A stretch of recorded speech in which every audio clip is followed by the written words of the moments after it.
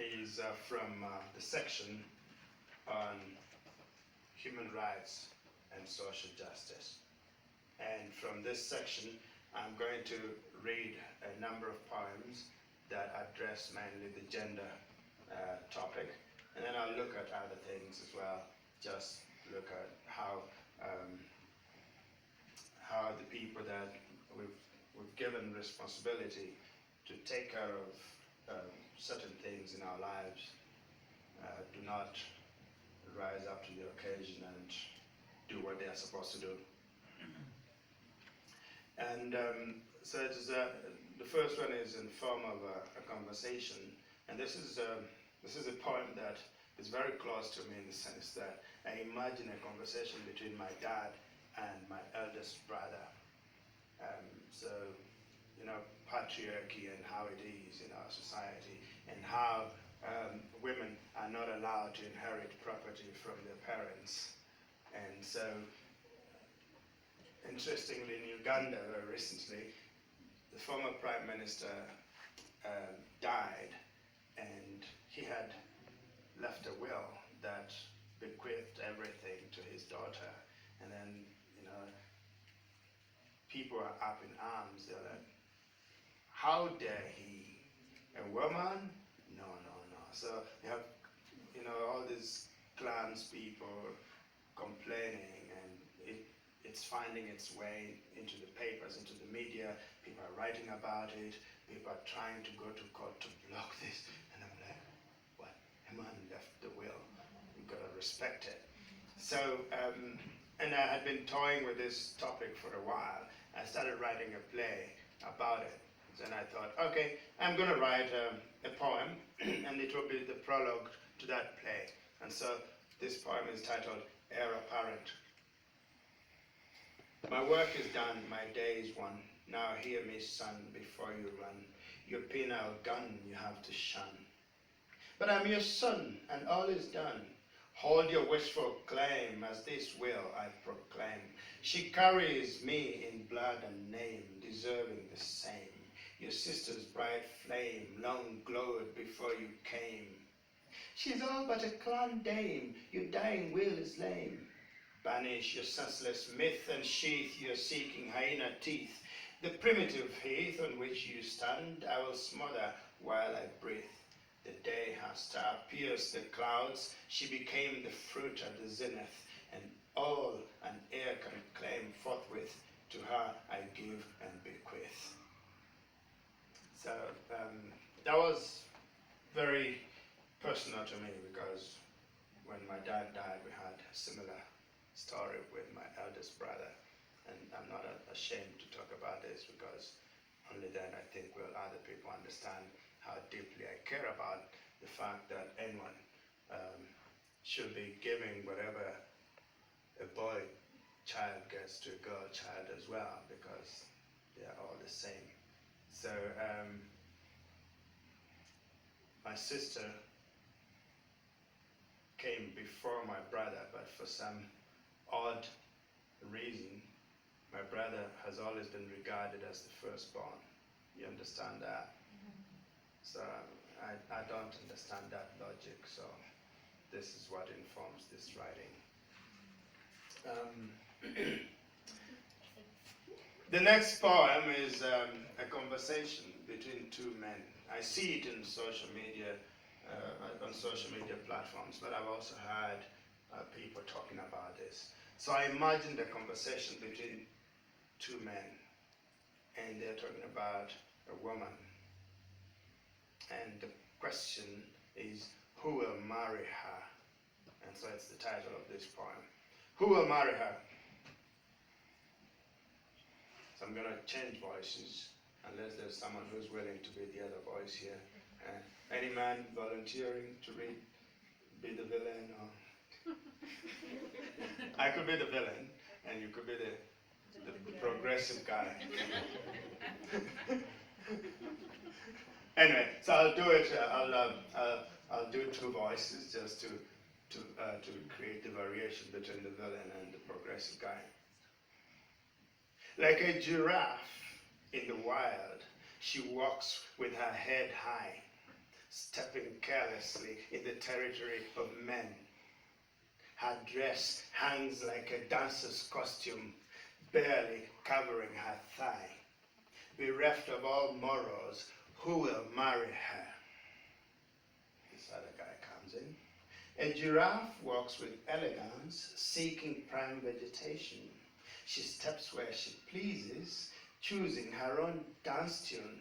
Her flanks may please your wandering eye, yet her appetite lies not with the grass. I will marry her. She's read many dangerous books and cares not how she looks. She sits and eats at the table with men, raising her voice in unladylike fashion. Teeming with steaming, noxious ideas, or rather knowledge, she will raise rebels of your girls. This other guy.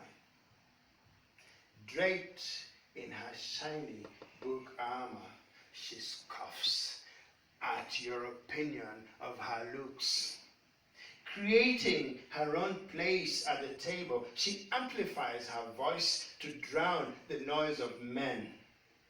Seeking to free her kind from bondage, she toasts to relishing the rebel labor. The villain. She cares not for the old ways and won't kneel for elders and men. Your place as head will be no more. You will man the kitchen and tend the babies. Like a restless gazelle, her career outruns her maternity. You will get few babies out of her liberal womb. The progressive guy comes with the killer. The old tree shall not be cut down, yet pest-infested parts must be removed. 2 heads are better than 1 is a saying from the good old days.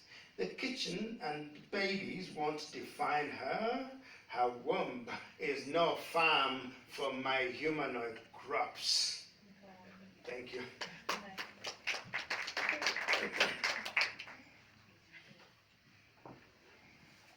need some water before I continue.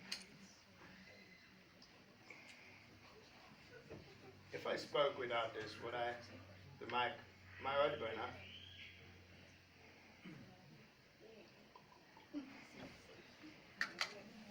I don't know if that's a yes or no. How about keep the mic? Yeah. Okay.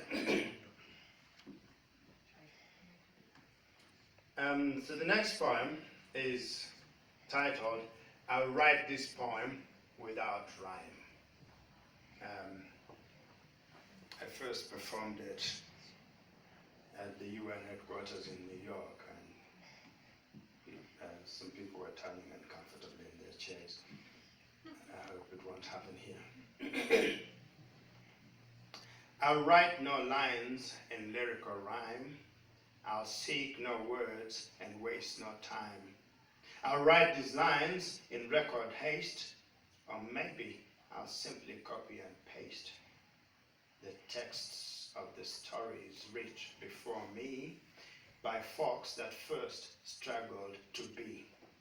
Those who walked and lived in shame and were made to feel they were to blame for the resilience and darker tone of their skin, for being born with vaginas and not penises, for loving differently from what is the norm, for discovering their assigned gender was but a lie, for the faith of their kin and the names they carry, for the geographical placement of their ancestors. I will write no lines in lyrical rhyme. I'll waste no time, I'll write in haste. I'll simply paste the lines I will copy from the texts of records of your shameless, shameful acts. I'll invade your little mind with a wealth of information that has been flashing its light before your shrouded eyes. I'll school you in the realm of equality and rights. I will exorcise the fear that resides in your ignorant skull. I'll write it straight and waste no metaphors. I'll seek no metric rhythm and waste no time. I'll leave you no time to commit more crime. lines in lyrical rhyme. Your phobia is unfounded. You're out of time. Thank you. I was more angry than I am tonight.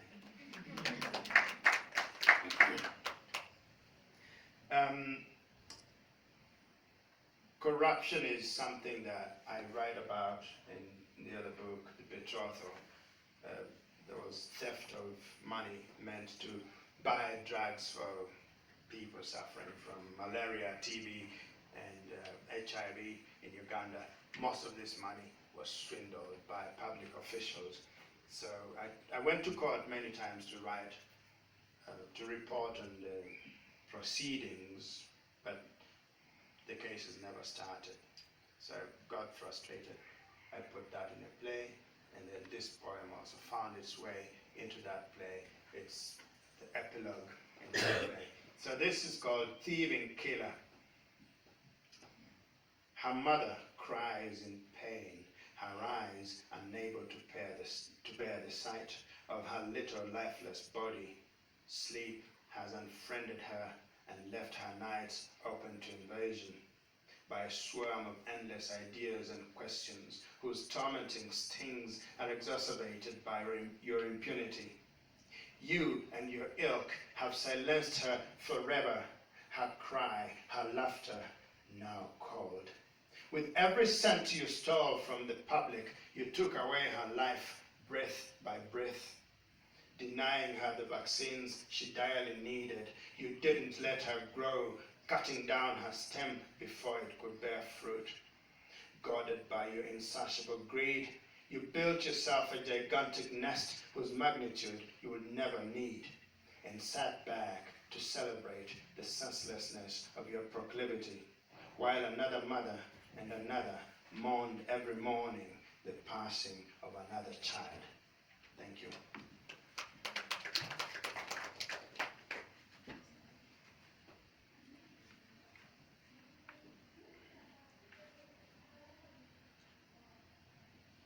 So in 2015 there was a little boy whose body was swept to the shores of, I think, the Mediterranean, and there was this powerful photograph, an iconic photograph that everyone was talking about, was doing circles on social media. Interestingly, so I was in New York at the UN at that time, and the Security Council was moved to have a special seating to address the issue of refugees coming out of the Syrian war. So this photo was brought and shown to the members of the Security Council, and for the first time they seemed to want to take action.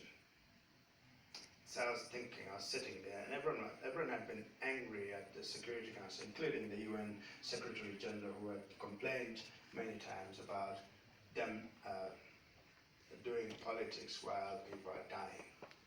And so I wrote a poem called Belated Concern.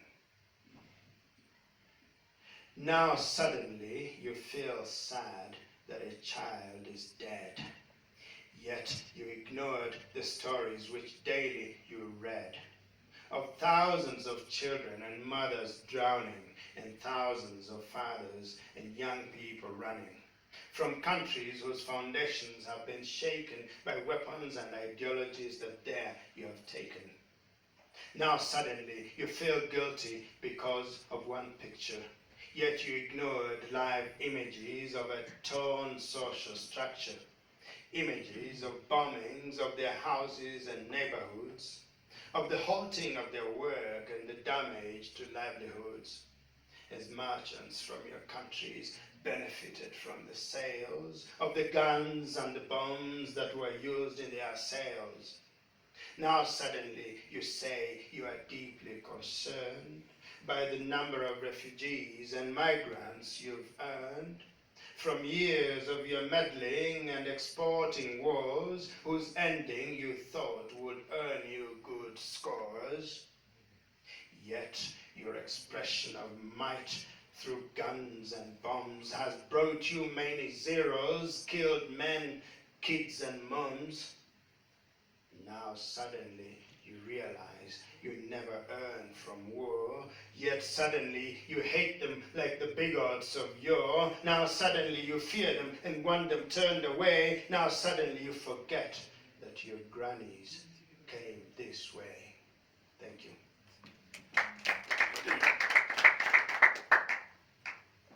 I'm keeping the last poem for last. I'll come back to this section later, but I'll go and touch something political, because I write about politics too. I'm caught in trouble all the time. And I'll start with what people who do the voting do, the voters, before I go to the politicians. And this poem is titled Tribal Voter. A lot of people in Africa vote along tribal lines, so it doesn't matter what anyone else says, you just look at the guy from your tribe, you go and vote for that person, no matter how bad they are, whether they have policy or no policy. It's from my tribe, I'm going to vote for that guy. But then I saw some kind of revolution happening in recent years. Young people are coming up and questioning people from their ethnic groups and saying, you keep on doing this, you forget about the future of our country and so on. I've seen it in Kenya, social media, people from the tribe in power coming out and saying, no, this cannot go on. We have to start voting differently from the way we do it. So I wrote this poem called Tribal Voter. It's very short, so you might miss it. You stand in the voting booth and look at the ballot. Your choice is there. An airbrushed portrait, a choreographed smile, a familiar tribal name. You look over your shoulder and hope no one is looking as you smile at the name, your tribal name, the name. It's over. Thank you. So in 2017, I was reflecting on Kenyan elections. There was a lot going on. So I follow elections in Uganda and Kenya closely, and I just can't help but write about them. So politicians were, saying lots of things, and the country was getting tense, and there were voices of mainly young people, again, championing peace and saying, look, 2007 is not too far gone. It's only 10 years ago. We don't want this to happen again. And it all seemed like it was coming back to 2007, 2008. We remember the post-election violence.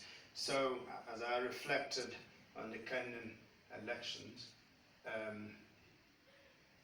it seemed like there was a lot of noise from the adults who were the politicians, and the small people, the ordinary people, were just scared of what will happen.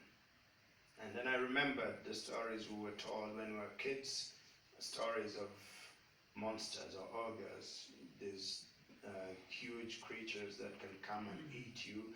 And so I was like, oh, the ogre is coming. So that's the title of this poem.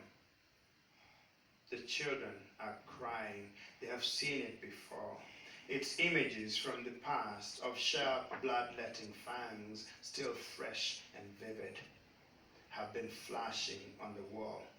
Now a spooky darkness shrouds the room. With their squinting little eyes, they try helplessly to peer through, hoping for a flicker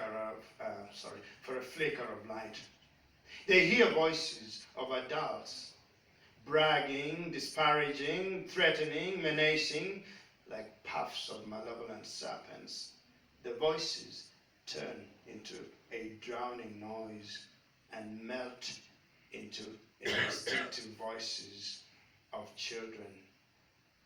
Painfully, the children prick up their ears, craving the voice of an adult in the room. There is none. The children are scared. The ogre is coming. Thank you.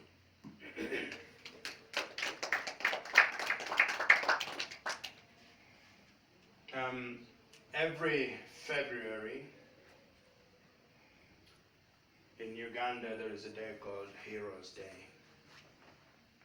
And on this day, medals are dished out to people who apparently fought to liberate Uganda. I'm not talking about the fight to liberate Uganda from the colonial powers. I'm talking about the fight apparently to liberate Uganda from political dictatorship that took place between 1981 and 1985, early 1986.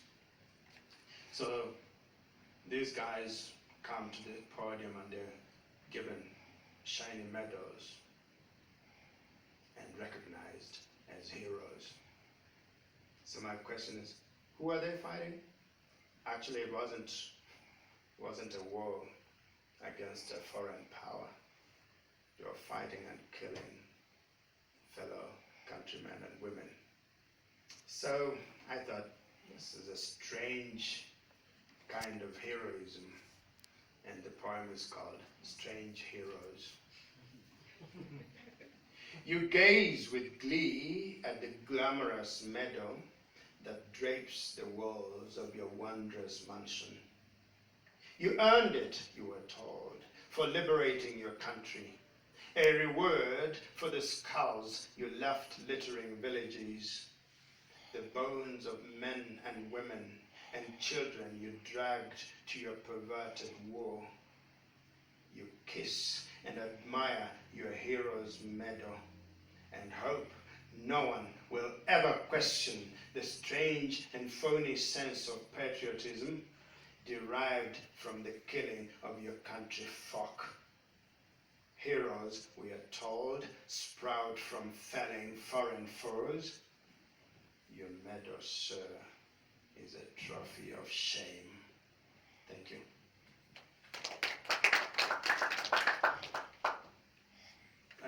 This next poem is dedicated to some people in Uganda who have been fighting against dictatorships, and in particular, I have to mention a woman called Stella Nyanzi, who is now in prison for challenging some of the policies and so on. And this theatre has, I think, held some events in honor of her persecution, and I thought it would only be fitting that I read out this poem in honor of her. And just I'll update you on it. Recently, I gave, her lawyer was at the Kampala launch event, so he took 2 copies of my books, The Betrothal and this, and he said he was taking them to her in prison. They were not allowed in. So he was told the literature in the books was too dangerous and would not be allowed in prison. So the poem is titled Pandagari in English. So in Uganda we've had years of talking about the Idi Amin and the Obote regimes, when people will be told Pandagari because they're being whisked away to places where they would not ever be seen again. So Pandagari is what the abductors said in Swahili, right? Pandagari, Pandagari, Pandagari. When they're arresting you, they push you in the car, Pandagari. So then we had a government that came saying we came to end Pandagari. Okay, we came to end Pandagari. So this poem then becomes Pandagari, but now it's in English. When it's in English, it's not the same. They said they came to stop the blatant theft of voices of citizens once their foes had left. They said they came to end a dominion so you and I could have an opinion. They said they sought to end political prisons, but made our homes prisons for ridiculous reasons. They said they came to stop the wanton killing, but now do it on camera and find it thrilling. They said they bore arms to free us all, but took our freedom and made us small. With laws that gag and guns that scare, they've forced the helpless to turn to prayer. They shoot to kill and rarely to maim, and hope that fear will make us tame. They said they came to stop the cars that took folks away and left us scars. The infamous Pandagari they promised to banish, but now shout, "Get in the car!" before they vanish. So it's different, right? Yeah.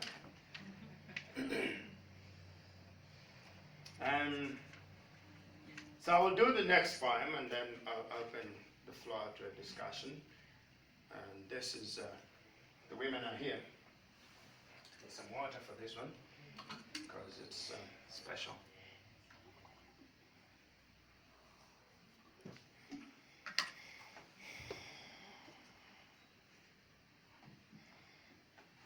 Sorry, man, but listen, this is for you.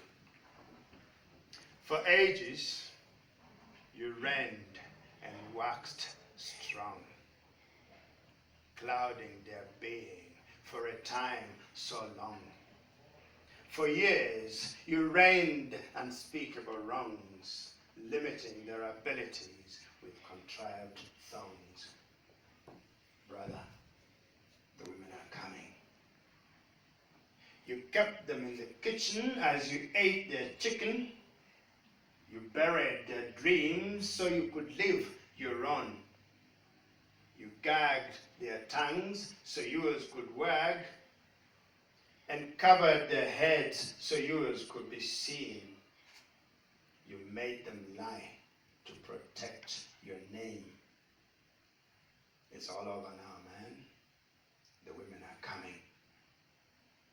You used your muscles to find your way. You assumed it was the way to feed your urges.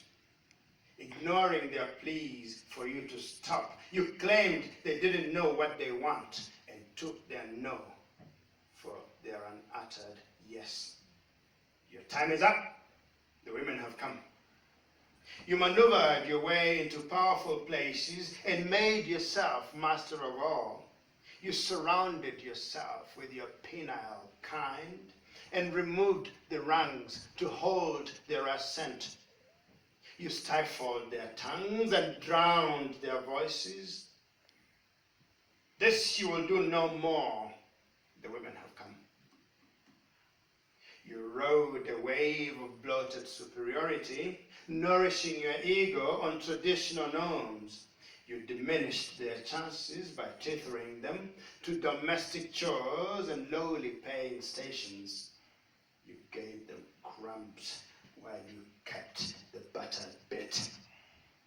Your time is up. The women have come. They are leaders running governments and managing trade, and auditors making sense of the books you messed up. They are directors and managers of companies and humans, and researchers discovering new ways to arrest global problems. Still find it hard to believe these lines? There is a new game in town, man. The women have come. They are campaigners seeking justice and equality for all, and communicators telling the world patriarchy was but a lie. They are doctors fixing broken limbs and saving precious lives, and engineers and architects with skills to tap into. They are teachers and professors imparting new knowledge. Get on board, bro. The women are here. They are shaking traditions that kept them in bondage and challenging dubious beliefs that sustained the injustice. They have taken charge of their bodies and their destiny and reclaimed their space in the uneven human sphere.